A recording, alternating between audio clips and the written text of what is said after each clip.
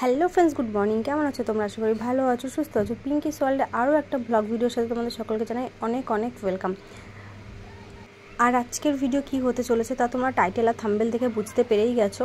হ্যাঁ, আজকে হচ্ছে বিপত্তারিণী পুজো। তো আমি বিপত্তারিণী পুজো করি, তো তারই ভিডিও আজকে তোমাদের সাথে শেয়ার করা।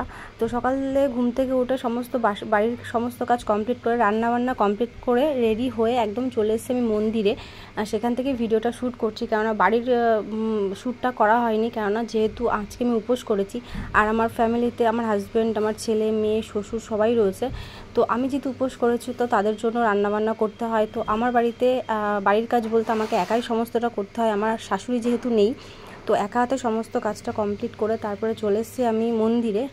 তো দেখতেই পাচ্ছ তোমরা। আর এই মন্দিরটা হচ্ছে আমার বাড়ির পাশেই, মনসা মায়ের মন্দিরেই বিপত্তারিণী পুজো হয়।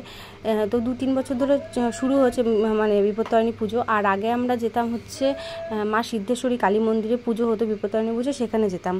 তো বাড়ির পাশেই যেহেতু হয়তো সেই জন্য আমরা এখন অত দূরে আর যাই না, বাড়ির পাশেই মন্দির। তো এখানেই আমরা এখন 2-3 বছর ধরে এখানেই মা বিপত্তারিণীর পুজোটা করি। তো পুজোটা মোটামুটি কমপ্লিট হয়ে গেছে। আর আমি যেহেতু উপোস করেছিলাম তো ভিডিওটা সেরকমভাবে শ্যুট করতে পারিনি, যেটুকু শ্যুট করেছি সেটুকুই তোমাদের সাথে শেয়ার করছি।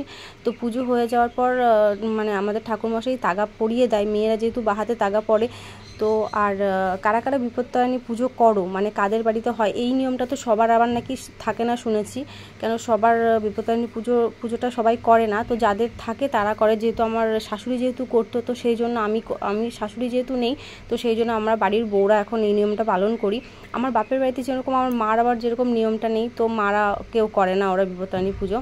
তো পুজো কমপ্লিট হয়ে যাওয়ার পর যারা যারা মানে জানো আর কি, যে পুজোতে কীরকম 13 রকম মিষ্টি, 13 রকম ফল, 13 রকম ফুল এই সমস্ত লাগে। আর পুজোর শেষে 13টা লুচি, 13টা মিষ্টি খেয়ে আমরা যারা উপোস করি তাদের নিয়মটা ভাঙতে হয়। তো আমি যেহেতু ফলটা একটু সন্ধ্যের দিকেই খাই, আর লুচি ফল একসাথেই খাই, সন্ধ্যেবেলা খাই। তো সন্ধ্যেবেলা লুচি করা কমপ্লিট, তোমরা দেখতেই পাচ্ছ। তো আমি কালকে লাইভে বলেছিলাম ভিডিওটা আমি বিপত্তারিণী পুজোর পরের দিন আমি আপলোড করব, যেহেতু বিপত্তারিণী পুজোর দিন ভিডিওটা এডিটিং করা হয়নি। তো রীতিমতো তোমরা ভিডিওটা বিপত্তারিণী পুজোর পরের দিন অবশ্যই দেখতে পেয়ে যাবে।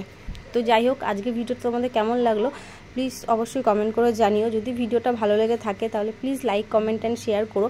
আর যারা ফেসবুক থেকে দেখছো তারা প্লিজ আমার ফেসবুক পেজটা ফলো করে দিও। আর যারা ইউটিউব থেকে দেখছো তারা প্লিজ আমার ইউটিউব চ্যানেলটা সাবস্ক্রাইব করে পাশে থাকা বেল আইকনটি ক্লিক করে অল করে দিও, তাহলে আমি নেক্সট কোনো ভিডিও আপলোড করলে তোমরা নোটিফিকেশানে দেখতে পেয়ে যাবে।